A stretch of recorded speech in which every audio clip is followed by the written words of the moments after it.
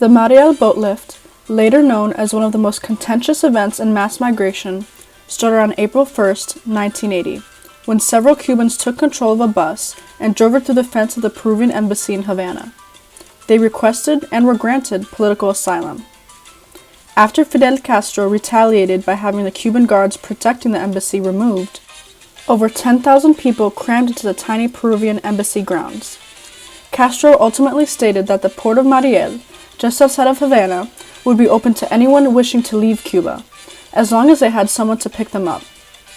Cuban exiles in the United States rushed to Key West and to docks in Miami to hire boats to transport people to the United States. This set in motion a 6-month drama in which more than 125,000 Cubans fled their country and overwhelmed the shores of the United States.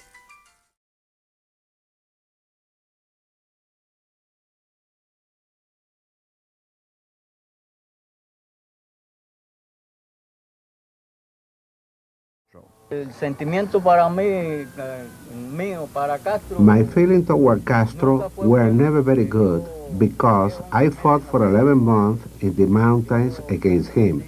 I belonged to the military reserve of Batista Army with the rank of corporal, and I fought for 11 months against Castro, and when he won, I became a war prisoner.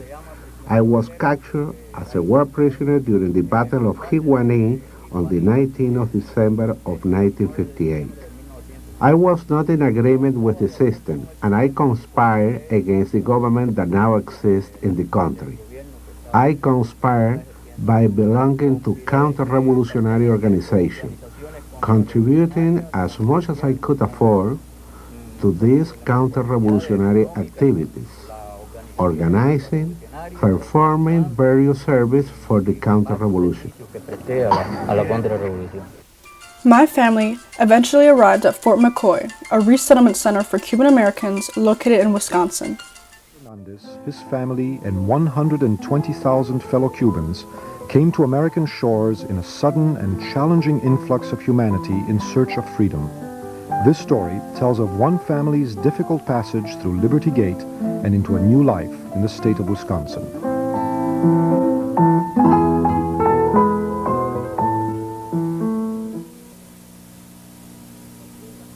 Fort McCoy in western Wisconsin has been a precarious and frustrating first stop for many thousands of Cubans awaiting release to an insufficient number of sponsors. Without relatives or friends to help them out, it is here that the Hernandez family began their life in the new land. After leaving Fort McCoy and getting resettled in Milwaukee, Wisconsin, my father worked through high school and college in order to help support his family. He graduated from Florida International University in Miami with a bachelor's degree in international relations, and later obtained a law degree from the University of Wisconsin and an MBA from the University of Illinois at Chicago. Our family currently lives in Tampa, and my grandparents live in Miami.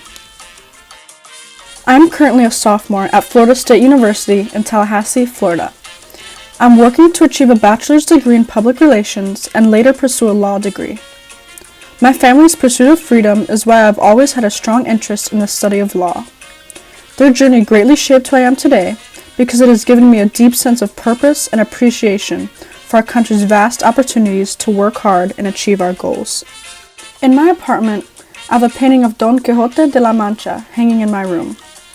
I chose this portrait because it is a classic and iconic Spanish character that exemplifies the key things that I also yearn for: adventure and pursuing my dreams, even if it may seem impossible to achieve.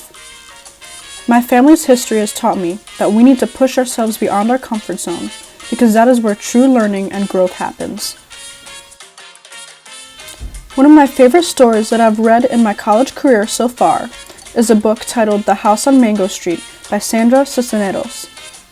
Before reading it, I had no idea of how much a personal connection I would have to this story. This past summer, my family traveled to our hometown of Milwaukee, Wisconsin. During our trip, my parents showed me the neighborhood in which they lived in as kids. The street that they grew up on reminded me a lot of Mango Street in the book. The childhood stories that my parents constantly tell me are very similar to the stories that the main character, Esperanza, tells about living in these conditions. Thankfully, both of my parents worked extremely hard in pursuit of their education and are now successful. During our summer trip, my parents reminded me, just as Esperanza reminds the audience, how important it is to always remember where you came from and how important it is to come back.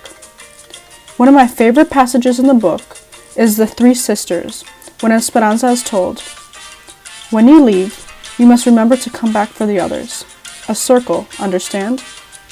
You will always be Esperanza. You will always be Mango Street. You can't erase what you know. You can't forget who you are." My parents always stress the importance of this message. They always tell me that no matter how far I get in life, I must always remember my roots.